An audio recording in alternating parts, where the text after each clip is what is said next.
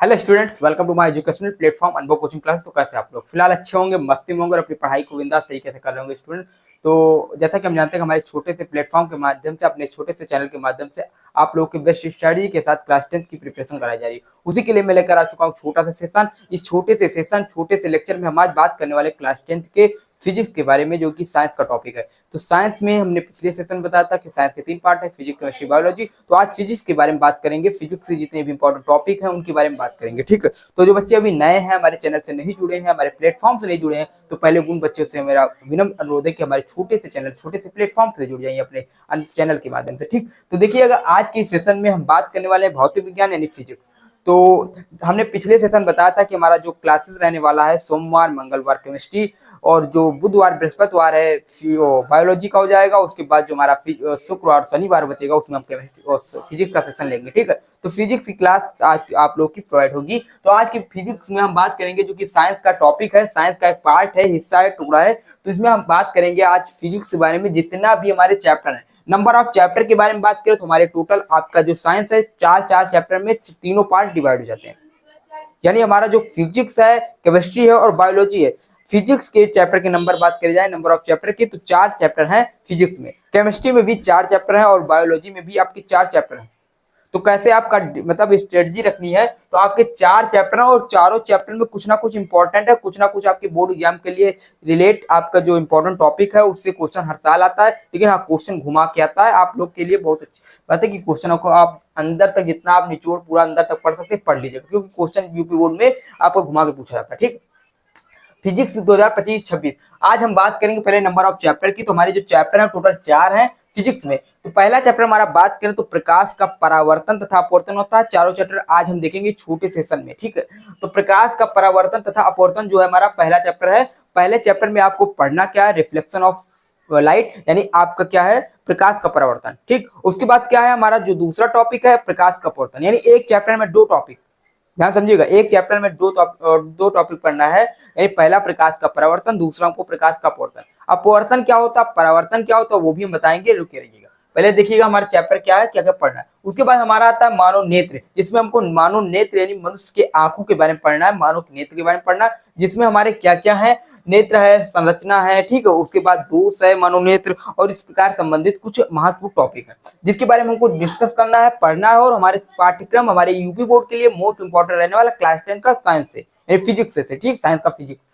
अब बात करते हैं जो तीसरा नंबर चैप्टर आता है, नंबर 3, यानी तीसरा चैप्टर जो आता है फिजिक्स का, उसमें बात करते हैं विद्युत धारा, यानी आता है इलेक्ट्रिकल करंट, ठीक है। उसमें क्या था, विद्युत धारा। विद्युत धारा में आपका जो इंपॉर्टेंट है, कहाँ से क्वेश्चन बनता है, ठीक, कौन कौन से टॉपिक आपके लिए इंपॉर्टेंट रहने वाले हैं। तो इसमें आपका रहेगा विभवांतर है, विद्युत धारा है, ठीक है। इनसे संबंधित जो फॉर्मूला है, फॉर्मूला निकल के आता है। फॉर्मूला में आपका सब बन जाता है, जैसे मात्रक बनेंगे सब फॉर्मूला से बनेंगे, न्यूमेरिकल बनेगा वो भी फॉर्मूला से बनेगा, ठीक। कोई भी चीज है जो भी आपको चाहिए, क्वेश्चन जो कुछ बनेगा वो सब फॉर्मूले से बनेंगे। थ्योरी आपका जो परिभाषा है, थ्योरी सब किससे बनेगा, फॉर्मूला से बनेगा। अगर आप लोगों को फॉर्मूला तैयार है तो क्वेश्चन आप कर ले जाए, कोई दिक्कत नहीं, हम बताएंगे फॉर्मूले पर। उसके बाद जो अगला चैप्टर आता है, लास्ट चैप्टर, जिसमें बात करते हैं विद्युत चुंबकीय धारा का प्रभाव, विद्युत धारा का चुंबकीय प्रभाव, ठीक है। विद्युत धारा का चुंबकीय प्रभाव आपका लास्ट चैप्टर है। इसके बारे में भी डिस्कस करेंगे आपके क्लास 10 का लास्ट चैप्टर, ठीक, साइंस और फिजिक्स का। अब देखिए, यहां से हम देखने वाले हैं प्रकाश का परावर्तन होता क्या है। तो भैया प्रकाश का परावर्तन क्या होता है, तो प्रकाश के परावर्तन के माध्यम से हम बात करते हैं कि प्रकाश का परावर्तन होता क्या। प्रकाश जब किसी एक ही माध्यम में, जब किसी चिकने या पालिशदार सतह से टकराती है, जैसे मान लीजिए हमारा कोई एक सतह है और वो चिकना है, पालिशदार, कोई खुरदरा सतह नहीं है, तो उस सतह से जब टकराती है तो वह उसी माध्यम में वापस लौट जाती है। जैसे कि आप लोग, जैसे हमारे पास ये दे रखा है कोई चिकना पालीदार सतह है, ठीक, नीचे आप लोग को दिख रहा होगा, ये प्रकाश किरण आई और प्रकाश किरण इसे जब टकराई तो टकराने के बाद ये उसी माध्यम में पुनः वापस लौट गई। यही घटना हमारा क्या, प्रकाश का परावर्तन है, यानी रिफ्लेक्ट ऑफ लाइट, ठीक। तो यानी क्या, प्रकाश का परावर्तन। अब भैया प्रकाश का परावर्तन, तो प्रकाश के परावर्तन संबंधित कुछ नियम है, वो भी आपके बोर्ड एग्जाम के लिए इंपॉर्टेंट है। जैसे प्रकाश के परावर्तन पहला नियम क्या कहता है कि जो किरण आई, जो प्रकाश किरण आती है उसे क्या कहते हैं, किरण अपतित किरण। जो किरण चिकने पालीदार सतह पर टकराती है, पतित होती है, तो उसे क्या कहते हैं, आपतित किरण। और जो परावर्तित हो जाती है उसे क्या कहते हैं, परावर्तित किरण। जो टकराने के पश्चात वापस निकल जाती है किरण, उसे क्या कहते हैं, परावर्तित किरण कहते हैं। तो आपतित किरण और परावर्तित किरण, ठीक। और ये बीच में एक अभिलंब बनता है, ठीक है, अभिलंब बनता है, यानी 90 अंश का कोण बनता है, ठीक, अभिलंब जी से। एक परपेंडिकुलर डाल देते हैं लाइन, जिसे अभिलंब कहते हैं। तो आपतित किरण, परावर्तित किरण तथा अपतन बिंदु पर खींचा गया अभिलंब तीनों एक ही तल में, तो जिनका तल क्या होता है, जो स्थान होता है, वो तीनों एक ही तल में होते हैं, पहला। उसके बाद बताया गया कि जो जो कोण आई उसके बीच बनना एक कोण आई होता, ठीक है, यानी एक कोण अपतन कोण और ये होता अपवर्तन कोण, ठीक। तो अपतन कोण और अपवर्तन कोण के बीच जो कोण बनता है वो बराबर होता है, यानी दो नियम है, आप लोग पढ़ लीजिएगा, ठीक है। तो यहाँ से इंपॉर्टेंट है परावर्तन, परावर्तन इंपॉर्टेंट है, परावर्तन के नियम इंपॉर्टेंट है आपकी बोर्ड एग्जाम के लिए, तैयार करिए। अब ये परावर्तन से हमारा आता है दर्पण, ध्यान सुनिएगा, दर्पण हमने पढ़ाया है हमारी जाके प्लेलिस्ट में आप देख सकते हैं। तो दर्पण में क्या आता है, दर्पण में हमारे बात करें तो हम ऐसे बता रहे हैं, बोर्ड पे भरा जाएगा, ठीक। तो दर्पण में हमारा आता है गोली दर्पण। गोली दर्पण क्या होता है, गोली दर्पण में दो दर्पण आते हैं, एक होता है उत्तल दर्पण, एक होता है उत्तल दर्पण। उत्तल दर्पण क्या होता है, उत्तल दर्पण वह हो जिसका जो परावर्तक पृष्ठ उभरा हुआ हो, ठीक है, आगे की ओर, जैसे हमारे पास ये दे रखा है, कैसा है ये उभरा हुआ, ठीक, आगे की ओर, जिसके पे परावर्तक पृष्ठ, जिसपे प्रकाश किया जिसपे परे वो उभरा हुआ भाग हो, तो उसे कहते हैं उत्तल दर्पण। और जिसका परावर्तक पृष्ठ धंसा हो, यानी उसे क्या कहते हैं, अवतल दर्पण कहते हैं। अब उत्तल दर्पण अवतल दर्पण हो गए। अब उत्तल दर्पण अवतल दर्पण में क्या होता है, अब हमारा प्रतिबिंब का बनना आता है टॉपिक, ठीक। प्रतिबिंब का बनना वो भी इंपॉर्टेंट आपकी बोर्ड एग्जाम के लिए, प्रतिबिंब का बनना, जिसमें हम बात करते हैं 6 स्थिति होती हैं अवतल दर्पण से और 2 स्थिति होती है उत्तल दर्पण से। यहाँ से क्वेश्चन आता है, इसका भी हम सेशन लेंगे अलग से, क्योंकि इंपॉर्टेंट है, टॉपिक डीप में जाके पूछ सकता है क्वेश्चन इसे बोर्ड एग्जाम, ठीक। तो यहाँ से आता है। उसके बाद बात करते हैं दर्पण सूत्र भी यही निकल के आता है, जिसमें और उससे संबंधित कुछ परिभाषाएं भी हैं, जैसे वक्रता केंद्र क्या है, ठीक, वक्रता त्रिज्या क्या है, ये सब भी आपकी बोर्ड एग्जाम के लिए इंपॉर्टेंट रहने वाले, यहाँ से क्वेश्चन आता है, ठीक। तो वक्रता त्रिज्या ये सब। उसके बाद बात करते हैं आंकिक प्रश्न दर्पण सूत्र। दर्पण सूत्र क्या होता है, 1/f = 1/v + 1/u, ये आपका दर्पण सूत्र आता है। इसका डेरिवेशन पहले बोर्ड पाठ्यक्रम में था, क्लास 10 के सिलेबस में पहले इसका डेरिवेशन रहता था, लेकिन अब क्या हुआ, इसका डेरिवेट हटा दिया गया, ठीक, डेरिवेशन हटा दिया गया। अब क्या हुआ है, आपका सिर्फ फार्मूला है, फार्मूला पे आधारित आपका न्यूमेरिकल है, यानी आंकिक प्रश्न है। आप लोगों को क्या करना, न्यूमेरिकल सॉल्व करना, कुछ नहीं करना, ठीक। तो मैं उम्मीद करता हूं इतना आप लोग को समझ में आया होगा। बस कुछ नहीं, दर्पण सूत्र पढ़ना है, बस आपको आंकिक प्रश्न पढ़ना, कुछ नहीं करना, ठीक। उसके बाद हमारे बात करते हैं अपवर्तन टॉपिक आ जाता है। पहला हमारे बात क्या ना, प्रकाश के बारे में पढ़ना। प्रकाश क्या है, प्रकाश आपका क्या है, जो हमारी आंखों को संवेदित करती है वही हमारे प्रकाश है। अब प्रकाश के गुणधर्म पढ़ना, आपकी किताब में क्वेश्चन बैंक में दे रखा होगा, तैयार कर लीजिएगा वहां से। तो इसके गुणधर्म क्या होता है, प्रकाश की चाल 3 × 10⁸ मीटर प्रति सेकंड होती है। प्रकाश एक सीधी सरल रेखा में गति करता है, ठीक। तो कुछ गुणधर्म है, आप लोग तैयार कर लीजिएगा। उसके बाद क्या है, अपवर्तन में आता है। प्रकाश का परावर्तन हमने देखा, परावर्तन के बाद अपवर्तन आ जाता है। अपवर्तन में क्या होता है, अपवर्तन भैया परावर्तन का ठीक उसी तरह, लेकिन इसमें क्या होता है, इसमें माध्यम चेंज हो जाता है। जैसे प्रकाश किसी माध्यम से, अभी हम टार्च लिए हैं, टार्च से हम क्या करते हैं, लाइट मारते हैं, तो लाइट आपका ये होता है एयर, यानी वायु में जो लाइट प्रकाश की किरणें जाती है वायु के माध्यम में चलती है। अब वायु से अगर हम लाइट को क्या करें, जल में अगर टार्च मारे, तो जल में जो होता है वो जल वाला माध्यम होता है, जो ये वायु जो बाहर वाला माध्यम होता है ये वायु वाला, ठीक। तो वायु से जब प्रकाश किरण जल में जाती है तो क्या होता है, जब वायु से हम प्रकाश किरण को क्या करते हैं, कांच में मारते हैं, तो क्या होता है, ठीक, कांच में जाती है, तो क्या होता है, इसमें आपका अपवर्तन की घटना हो जाती है। यानी जब प्रकाश किरण किसी एक माध्यम से दूसरे माध्यम में प्रवेश करती है तो वो अपने मार्ग से विचलित हो जाती है, यही घटना हमारा क्या कहलाता है, प्रकाश का अपवर्तन कहलाता है, ठीक। जब प्रकाश किरण क्या होती है, एक माध्यम से दूसरे माध्यम, जैसे अभी क्या था, अभी हमारा क्या था, अभी माध्यम दूसरा था, यानी माध्यम क्या था, अभी हमारा वायु माध्यम था, एयर था, ठीक है। तो यहाँ से प्रकाश किरण जा रही थी, उसके बाद हमने क्या किया, लाइट को हमने क्या मारा, कहाँ मारा, जल में मारा, तो जल जो था हमारा दूसरा माध्यम आ गया। जल क्या है, जल एक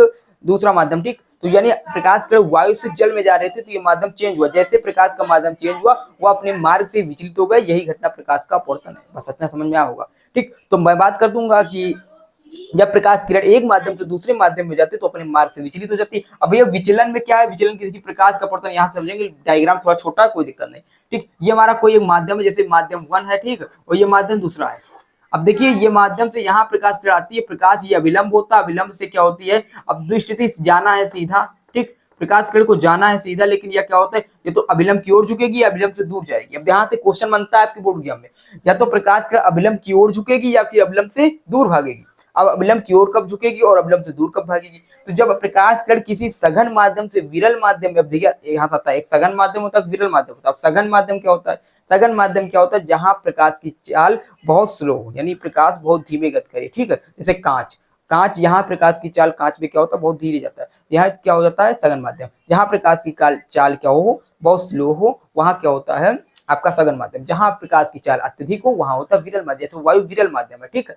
तो यहाँ बात करते हैं, तो जब प्रकाश किरण किसी सघन माध्यम से विरल माध्यम में जाती है तो वह अभिलंब से दूर हट जाती है, लेकिन जब विरल से सघन में जाती है तो अभिलंब की ओर झुक जाती है। ठीक है, तो यहाँ से बात करिए, ये लेफ्ट हैंड साइड, ये राइट हैंड साइड। जब सघन से विरल में आती है तो इधर की ओर प्रकाश कर जाती है, और जब विरल से सघन में जाती है तो इधर की ओर प्रकाश कर जाती है। ठीक है, जब सघन से विरल तो राइट हैंड साइड, और जो विरल से सघन तो लेफ्ट हैंड साइड। ठीक, इतना समझ में आया होगा। अब देखिए यहाँ से क्या होता है, क्वेश्चन पूछता है कि मान लो अगर सघन से विरल में जा रहे तो कोण पर क्या प्रभाव पड़ेगा। ठीक, अगर सघन से विरल में जा रहे तो कोण का मान बढ़ेगा। ठीक है, अपवर्तन को जो अपवर्तन को अपवर्तित किरण है। ठीक है, अपवर्तित किरण और अभिलंब के बीच कोण का मान क्या होगा। अब सघन से विरल में जा रहे तो प्रकाश किरण इधर बढ़ जाएगी, तो यहाँ पे कोण का मान बढ़ जाएगा। अगर विरल से सघन आ रही है तो इधर की ओर झुकेगी प्रकाश किरण, तो कोण का मान घट जाएगा। ठीक, तो यहाँ से आपका क्वेश्चन बनता है। ठीक, तो ये तैयार कर लीजिएगा, कोई दिक्कत नहीं। तो अपवर्तन इससे आपका आता है, अपवर्तन से आप पढ़ेंगे लेंस। ठीक, लेंथ को पढ़ेंगे, लेंस को हम पढ़ेंगे। लेंस में क्या आता है, लेंस में आपका कुछ नहीं आता, वही गोलीय लेंस है, इसमें उत्तल लेंस और अवतल लेंस है। उत्तल लेंस क्या होता है, अवतल लेंस क्या होता है भैया, उत्तल लेंस इस प्रकार बनता है हमारा। ठीक, ये उत्तल लेंस होता है, और इस प्रकार जो बने अवतल लेंस होता है। ठीक, अब इनसे कुछ प्रतिबिंब का बनना है, प्रतिबिंब बनना भी हम देखेंगे, लेकिन उसका सेशन अलग होगा। लेंस द्वारा प्रतिबिंब बनना एक सेशन होगा, और दर्पण द्वारा प्रतिबिंब बनना एक सेशन होगा। ठीक, अलग सेशन होगा। उसके बाद करते हैं अपवर्तनांक। अपवर्तनांक क्या होता है, n = sin i / sin r, जो हम इसमें पढ़ते हैं, sorry, sin i / sin r। ठीक, तो sin i / sin r जो होता है आपका अपवर्तन के नियम में, कि अपवर्तन कोण की ज्या तथा अपवर्तन कोण की ज्या का अनुपात एक नियतांक होता है, यहाँ से पढ़ सकते हैं। प्रतिबिंब का बनना आपका मोस्ट इंपॉर्टेंट, इसका अलग सेशन लेंगे। ठीक है, प्रतिबिंब का बनना ये आपका। तो पहले चैप्टर में कुछ इस प्रकार निचोड़ है, जिसमें हम परावर्तन देखते हैं, परावर्तन में दर्पण देखते हैं, दर्पण से गोलीय दर्पण देखते हैं, गोलीय दर्पण में आपका दर्पण सूत्र आता है, जिसमें न्यूमेरिकल आपके लिए मोस्ट इंपॉर्टेंट रहने वाला है। उसके बाद हम बात करते हैं अपवर्तन। अपवर्तन में आपका लेंस को पढ़ते हैं, गोलीय लेंस, जिसमें उत्तल लेंस अवतल लेंस, इनकी परिभाषाएं से संबंधित। उसके बाद क्या होता है, इनका फार्मूला आता है लेंस टू, जिसमें 1/f = 1/v - 1/u ये होता है, इसमें फार्मूला, इससे न्यूमेरिकल। ठीक, ये आपके बोर्ड एग्जाम के लिए होता है। उसके बाद प्रतिबिंब का बनना और एक अपवर्तनांक का टॉपिक आता है, जिसमें आपका n = sin i / sin r, n = c/v ये वाला फार्मूला आता है, यहाँ से क्वेश्चन आपका बनता है। ठीक, तो कुछ इस प्रकार हमारे टॉपिक है, यहाँ से क्वेश्चन बनते हैं और घुमा के क्वेश्चन पूछे जाते हैं आपके बोर्ड एग्जाम के लिए, जिससे आपका माइंड एकदम बिल्कुल हिल जाता है। ठीक है, तो बात करते हैं आपके लिए क्वेश्चन की प्रैक्टिस भी कराते रहेंगे इसी सेशन के माध्यम से, पीडीएफ के माध्यम से आपका सेशन लाने का प्रयास करेंगे। बस आप लोग जुड़े रहिए हमारे चैनल के माध्यम से, आप लोग का प्यार और सपोर्ट बना रहा तो लाइव क्लास भी लाने का मैराथन आपके पास आएगी, कोई दिक्कत नहीं, बस प्यार और सपोर्ट बना रहना चाहिए। ठीक, देखिए उसके बाद अगला जो टॉपिक आता है, अगला चैप्टर जो आता है मानव नेत्र वाला आता है। मानव नेत्र क्या होता है भैया, आपकी जो आंखें हैं, जो हम जिससे हम पूरी दुनिया को देख सकते हैं, वही हमारी क्या है, मानव नेत्र है। तो मनुष्य का जो आंख है वही है मानव नेत्र। तो मानव नेत्र की संरचना के बारे में पढ़ना भैया, आप संरचना या डायग्राम को प्रैक्टिस करना है। डायग्राम में जो क्या होती है, पुतली क्या होती है, कार्निया क्या होती है, ठीक है, रेटिना क्या होती है, इस प्रकार हमको पढ़ना, उसको संरचना को हमको बना के सीखना, उसको आप लोग कर लीजिएगा। ठीक, ये इंपॉर्टेंट है। उसके बाद करते हैं दोष। अब दोष में क्या होता है, मानव नेत्र है आंख है, उसमें कुछ ना कुछ प्रकार के दोष पाए जाते हैं, जो दोष हमारे बोर्ड एग्जाम के लिए मोस्ट इंपॉर्टेंट रहने वाला है। अब कौन कौन से दोष पाए जाते हैं, जैसे हमारा निकट दृष्टि दोष होता है। तो निकट दृष्टि जो, जैसा कि शब्द से तात्पर्य इसमें नहीं होगा। ठीक है, ये अब लेकिन निकट दिख रहा है, लेकिन इसमें निकट की वस्तु हमको साफ साफ दिखाई देती है, निकट की वस्तुओं को साफ साफ दिखाई देगी, लेकिन दूर की नहीं दिखाई देती, तो इसीलिए इसका नाम होगा निकट दृष्टि दोष। यानी निकट के तो आपको दिखाई देता, लेकिन दूर का नहीं दिखाई देता, तो आपको कौन सा दोष होगा, निकट दृष्टि दोष होगा, जिसके प्रयोग के लिए, जिसको मतलब हटाने के लिए, दूर करने के लिए क्या करते हैं, उपाय के लिए हम क्या करते हैं, अपने चश्मे में प्रयुक्त फोकस दूरी वाला क्या लगाते हैं, अवतल लेंस का प्रयोग करते हैं। ठीक, किसमें करते हैं, निकट दृष्टि दोष में करते हैं। उसके बाद हमारे पास आ जाता है दूर दृष्टि दोष। दूर दृष्टि दोष क्या होता है, जिसमें हमें दूर की वस्तुएं तो स्पष्ट दिखाई देती हैं, बेकायदा एकदम अच्छे से दिखाई देती हैं, लेकिन क्या होता है, हमारे जो निकट वाली वस्तुएं हैं, निकट की वस्तुओं को स्पष्ट नहीं दिखाई देती। ठीक, तो ये वस्तुएं जो नहीं दिखाई देती, इसमें हमको क्या हो जाता है, इस प्रकार के संबंधी हमारे आंखों में कौन सा दोष हो जाता है, दूर दृष्टि दोष हो जाता है। तो मैं उम्मीद करता हूँ तो समझ में आया होगा।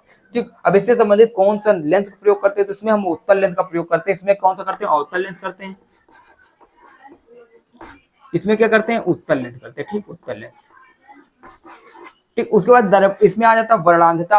वर्णांधता क्या होता है भैया, वर्णांधता जैसा कि वर्ण एक होता है, वर्ण, वर्ण का मतलब होता है आपका जो रंग, ठीक, रंग व्यवस्था। ठीक, वर्ण का मतलब होता है रंग, और अंधता यानी अंधता मतलब आपको आंखें नहीं दिखाई दे। ठीक, एक प्रकार समझ लीजिए वर्णांधता, इसमें हमको क्या हो, रंग ना दिखाई दे, यानी हम रंगों की पहचान न कर पाए, यानी हमको लाल की जगह पीला दिखाई दे, पीला की जगह कुछ और कलर दिखाई दे, यानी कलर ही हमको सही पहचान कर पाए, उसे कहते हैं वर्णांधता। और ये जन्मजात बीमारी है, इससे कोई भी रोग, इससे कोई मतलब कोई भी इलाज नहीं है। ठीक, वर्णांधता को कोई इलाज नहीं है, आजकल जहाँ कहीं भी देखा जाता है तो वर्णांधता का ही चेकअप किया जाता है। ठीक, तो वर्णांधता क्या है, जिसमें हम रंगों की पहचान न कर पाए, यानी हमको कलर विजन हो जाए, यानी हम क्या करें, कलर की पहचान न कर पाए, तो उसे क्या कहते हैं, वर्णांधता कहते हैं। आप लोगों को समझ में होगा। ठीक, तो वर्णांधता आपके लिए इंपॉर्टेंट। जिस जरा दूरदर्शिता, जरा का मतलब होता है निकट यानी जरा, और दूर का मतलब दूर, जिसमें हमको जरा यानी निकट की वस्तुएं भी ना दिखाई दे, दूर की वस्तुएं भी ना दिखाई दे, तो उसे क्या कहते हैं, जरा दूरदर्शिता, जरा दूरदर्शिता दोष कहते हैं। ठीक, जिसमें निकट की वस्तुएं भी साफ साफ दिखाई न दे और दूर की वस्तुएं भी साफ साफ न दिखाई दे, तो उसे जरा दूरदर्शिता। इसमें क्या कहते हैं, उत्तल लेंस अवतल लेंस दोनों को भी लगाया जाता है। ठीक, दोनों को ऊपर उत्तल नीचे अवतल, ठीक, उस प्रकार हम लगाते हैं। उसके बाद क्या आता है, अबिंदुकता। अबिंदुकता एक ऐसी बीमारी जिसमें हमको ऊर्ध्वाधर और बेलनाकार वस्तुओं को देखने में, ऊर्ध्वाधर और क्षैतिज, यानी ऊर्ध्वाधर जो सीधा खड़ा खड़ा, ठीक, और जो क्षैतिज क्या होता है, बेड़ा बेड़ा। ठीक, तो क्या होता है, ऊर्ध्वाधर जैसे हमारी खिड़कियां है, खिड़की की जो लाइनें बनी होती है, इनको देखने में संबंधित कोई समस्या हो जिसमें हमको स्पष्ट ना दिखाई दे, यानी हमको ऊर्ध्वाधर और क्षैतिज देखने में दिक्कत हो, प्रॉब्लम हो, उसे कहते हैं अबिंदुकता।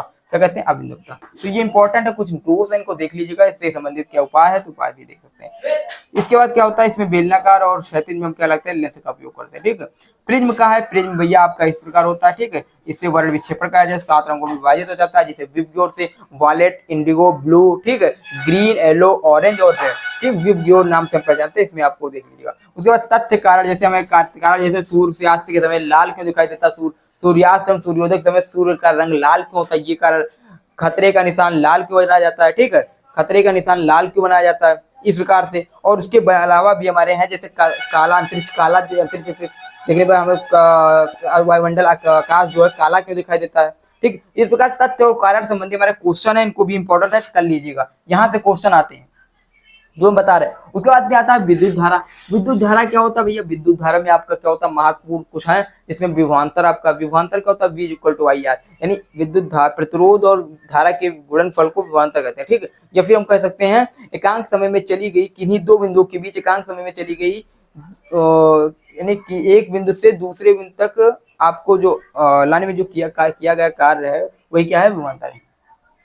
अब इस द्वारा लाने में जो किया गया कार्य वही विभवांतर, या फिर आप ठीक, विद्युत विभव वही भी है, किसी एक स्थान से दूसरे अनंत से किसी बिंदु से तक लाने में जो किया गया कार्य है वही क्या है, आवेश द्वारा अनंत से बिंदु तक लाने में किया गया कार्य विभव। ठीक है, विद्युत धारा क्या, विद्युत धारा वही V equal to I R हो जाएगा। ठीक, तो I की मान निकालेंगे तो V इक्वल टू विभवांतर और प्रतिरोध के अनुपात को धारा कहते हैं। ओम का नियम भी यहीं से निकल जाएगा। ठीक, यदि किसी चालक की भौतिक अवस्था में कोई परिवर्तन न किया जाए, सब समान रहे, तो उसमें क्या होता है, उसके बीच सब जो प्रवाहित विभवांतर है उस धारा के समानुपाती होता है। ठीक, आप लोग देख लीजिए, वे समांतर क्रम और संयोजन और परिपथ का जो संयोजन परिपथ वाला आ जाते हैं, R is equal to R1 plus R2 plus R3। ठीक, ये वाला, ये आपके लिए मोस्ट इंपॉर्टेंट रहने वाला है, R1 plus R2 plus R3 और 1/R1 plus 1/R equal to 1/R1 plus 1/R2 plus 1/R3। ठीक, ये भी आपके इंपॉर्टेंट रहने, समांतर क्रम संयोजन और श्रेणी क्रम संयोजन आपके बोर्ड एग्जाम के लिए इंपॉर्टेंट रहने वाला, तैयार करके चलिएगा। इसमें परिपथ संबंधी अंक की प्रश्न बनेंगे। ठीक है, तो न्यूमेरिकल इनको कराएंगे हम। उसका चुंबक आता है भैया, चुंबक के बारे में पढ़ के चलना है। प्राकृतिक चुंबक क्या होता है, कृत्रिम चुंबक क्या होता है, जिसको आपको देख के चलना है। चुंबकीय बल रेखाएं क्या होती है, ये भी एक दूसरे को प्रतिच्छेद क्यों नहीं करती, यह कारण आता है। चुंबकीय बल रेखाएं सदैव एक दूसरे को प्रतिच्छेद क्यों नहीं करती, तो क्योंकि अगर एक दूसरे को प्रतिच्छेद करेंगी तो उनकी दो दिशाएं हो जाएंगी, दो दिशाएं होंगी तो इनके ऐसा संभव नहीं, इसलिए प्रतिच्छेद नहीं करती। उसके बाद हमारे पास आता है महत्वपूर्ण कुछ नियम है, इसमें हमारे फ्लेमिंग के बाएं हाथ का नियम आ जाता है, दाएं हाथ का नियम आ जाता है, दक्षिणावर्ती पेंच का नियम आ जाता है, और उसके बाद कुछ नहीं था। अगर फ्लेमिंग के बाएं हाथ का नियम पूछा तो बाएं हाथ दीजिए और इस तरह कहिए, तो ये हो जाएगा F, ये हो जाएगा B, ये हो जाएगा I। F का मतलब होता है फोर्स, B का मतलब होता है क्या भैया, वो हो जाता है चुंबकीय क्षेत्र, और क्या होता है ये I का मतलब धारा। यदि हम किसी बाएं हाथ के अंगूठे को और बाएं हाथ के अंगूठे को और साइड वाली अंगुली को और बी मध्य वाली अंगुली को क्या करें, अगर इस प्रकार परस्पर लंबवत रखें तो क्या होगा, अंगूठा क्या होगा, धारा की दिशा को, ये जो बी तर्जनी है ये क्या होगा, ये बताएगी हमारी क्या चुंबकीय क्षेत्र की दिशा को, और उसके बाद क्या होगा, जो हमारी मध्यमा होगी ये क्या बताएगी, विद्युत धारा की दिशा को प्रतिच्छेद करेगा। ठीक, बताएगी। ठीक है, तो इस प्रकार है कुछ। तो हम बात करेंगे दाएं हाथ के अंगूठे, देख लीजिएगा। उसके बाद दक्षिणावर्ती पेंच करनी है भैया, डायग्राम सहित इनको तैयार करेंगे, कुछ दिक्कत नहीं। ठीक, तो ये कुछ इंपॉर्टेंट टॉपिक है, कुछ यहीं तो क्वेश्चन बनने वाले हैं आपके बोर्ड एग्जाम में। हाँ, क्वेश्चन प्रैक्टिस करते रहिए, अपने प्रीवियस ईयर लगाते रहिए अनसॉल्व पेपर से। तो मैं उम्मीद करता हूँ आप लोग को सेशन अच्छा लगा होगा, क्वेश्चन समझ में आए होंगे। अगर नहीं कोई भी प्रॉब्लम है, कोई भी समस्या है चैनल से रिलेट, हमारे कुछ भी कोई भी प्रॉब्लम है क्वेश्चन से संबंधित या कुछ भी कोई भी समस्या हो तो आप कमेंट बॉक्स में कमेंट कर दीजिएगा, उसका सुधार करने का प्रयास करेंगे। आप लोग के पास हम अच्छे से अच्छे बेस्ट क्वालिटी के साथ, बेस्ट क्वांटिटी के साथ आप लोगों को वीडियो और बेस्ट टॉपिक समझाने का प्रयास करेंगे। आप लोग बस कमेंट कर दीजिए कौन सा टॉपिक क्या चाहिए, ठीक है। तो हम उसमें सुधार लाने का प्रयास करेंगे। कुछ भी गड़बड़ी है, कोई भी समस्या तो बता दीजिएगा, ठीक है। क्योंकि और हाँ, जो बच्चे नए हैं वो हमारे चैनल से, इस प्लेटफॉर्म से जुड़ जाइएगा, क्योंकि अभी बहुत ही शुरुआत है, ठीक है। फिर मिलते हैं अगली वीडियो के साथ, अगले सेशन के साथ। जय हिंद, जय भारत।